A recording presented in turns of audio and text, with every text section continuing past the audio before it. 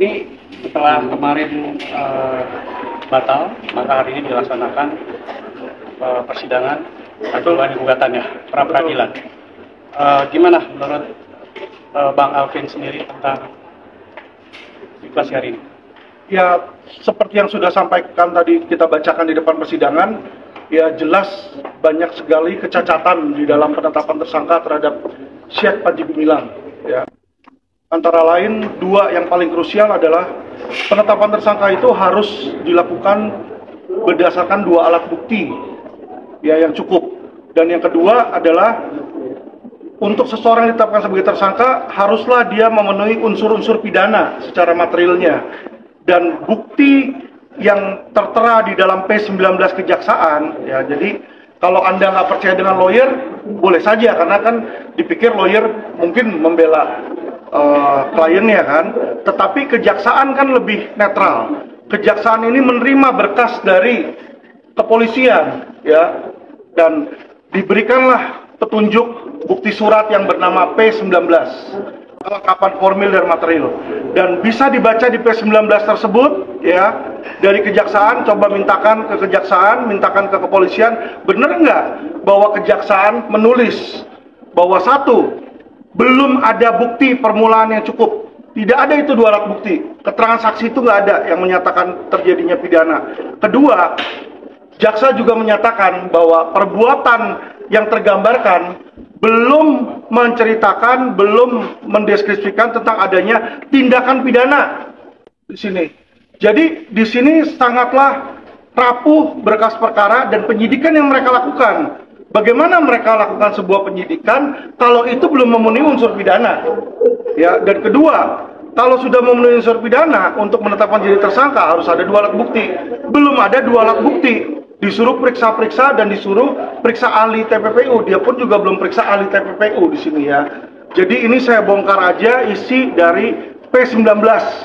Yang mana P19 itu adalah surat yang diberikan oleh kejaksaan kepada kepolisian untuk dilengkapi. Ya, jadi kalau kita mungkin berbohong, jaksa nggak mungkin berbohong kepada kepolisian. Karena jaksa itulah yang nanti harus menyidangkan di pengadilan terhadap perbuatan yang disangkakan terhadap Panji Gumilang, yaitu TPPU. Ya, dan jaksa melihat tidak ada bukti dan belum ada unsur. Jadi bagaimana seseorang penyidikan yang belum lengkap ini dilakukan penetapan tersangka? Ini yang menjadi problema kita yang sudah kami tuangkan tadi dan kami bacakan di depan persidangan. Ada yang mau ditambahkan? Ya, sebentar. Kemudian ketika tadi saksi pelapor disampaikan bahwa itu tidak memenuhi unsur ya. Sebenarnya TPPU sendiri itu seperti apa yang bisa digambarkan kepada kami semua? Gini Bang, TPPU itu adalah pidana yang tidak bisa berdiri sendiri. Ya, jadi nggak bisa simsalabim abrakadabra ya. Si Panji Gumilang ini mencuci uang. Uangnya dari mana? Itu harus dibuktikan dulu predikat crime-nya. Ya, TPPU itu harus ada predikat crime-nya, kejahatan awal, kejahatan asal muasalnya. Itu terbukti, baru uang yang dihasilkan dari kejahatan itu dicuci. Nah, inilah baru ada kejahatan TPPU. Nah, yang menjadi problemnya, dia mendalilkan ada predikat crime yang namanya 372 penggelapan kalau kalian lihat. Nah, 372 itu adalah delik aduan absolut. Penggelapan tidak mungkin terjadi tanpa ada kerugian dan tanpa ada pihak yang dirugikan.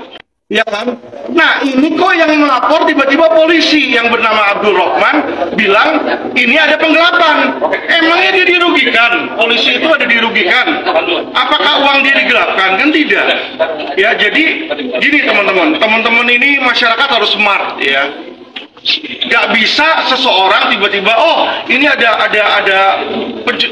penggelapan, polisi melapor, polisinya aja kagak tahu apa-apa tentang yayasan, dia kagak kerja di yayasan, dia juga bukan korban, terus dia melaporkan terjadi penggelapan, tidak tahu kerugiannya berapa, modusnya seperti apa, penggelapannya bagaimana, tidak tahu, tiba-tiba dia bilang dicuci uangnya ya. Dan di P19 pun jaksa bilang hasil penyelidikannya mana? Katanya nih Abdul Rahman menyelidiki keuangan dari yayasan. Ya kan? Berarti dia bukan korban. Dia nggak ada sangkut pautannya sama yayasan.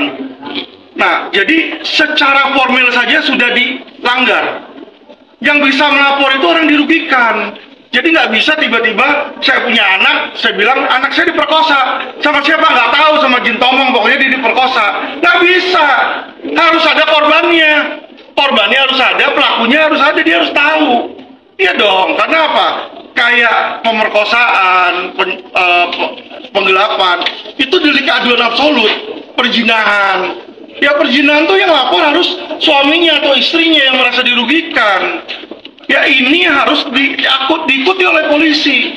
Kalau polisi di dalam menetapkan orang sebagai tersangka, memproses hukum aja sudah sewenang-wenang, seenak jidatnya mereka, ini bukan hukum namanya, Pak.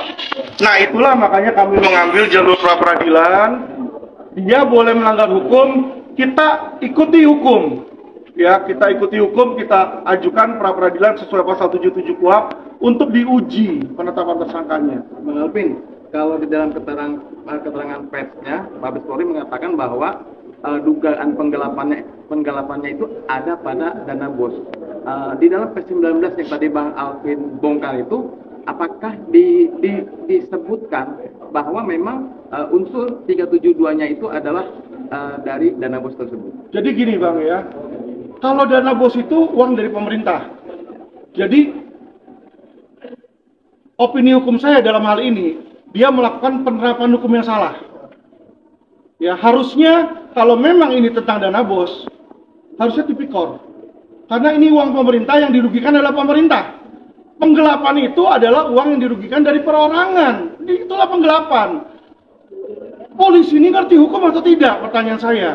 Jangan nanti abang mencuri, dikasihnya pasalnya pembunuhan, Bang. Iya dong. Penggelapan itu adalah misalnya saya kerja di perusahaan, ya kan? Saya nyolong duit bos saya, ya kan? Korbannya siapa? Bos saya. Di situ ada korbannya, dia yang bisa ngelapor. Kalau dapat dana dari bos, dana dari pemerintah, yang dirugikan adalah pemerintah, itu masuknya tipikor, bukan penggelapan. Jadi dengan kata lain, kalaupun terjadi penggelapan dana itu tidak bisa dikaitkan dengan TPPU. Bukan nggak bisa dikaitkan dengan TPPU. Pasalnya yang dia sangkakan salah.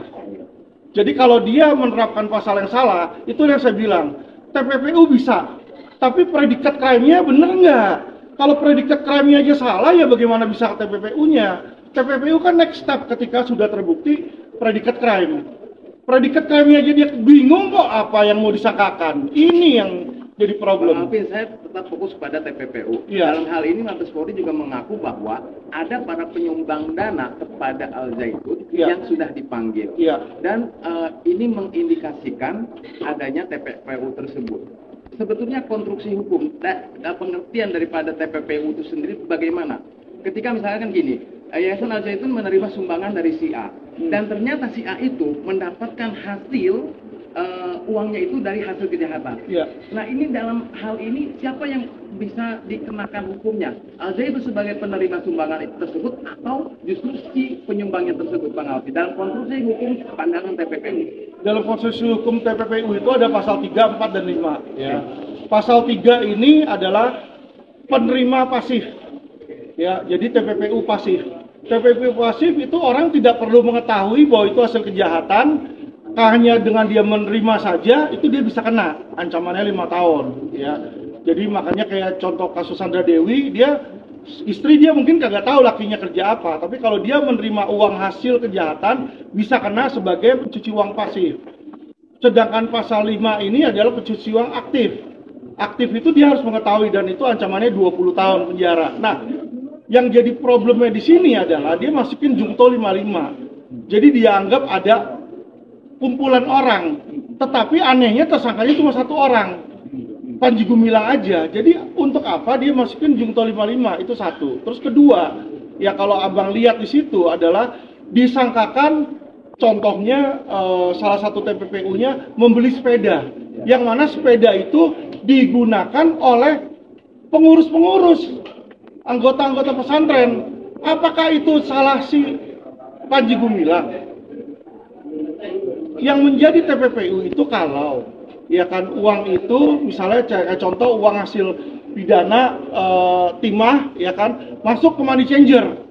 Dari situ keluar lagi ke perusahaannya Harvey Mois, keluar ke Sandra Dewi, dia pakai. Nah itu kan seolah-olah uang kotor jadi uang bersih kan Pak.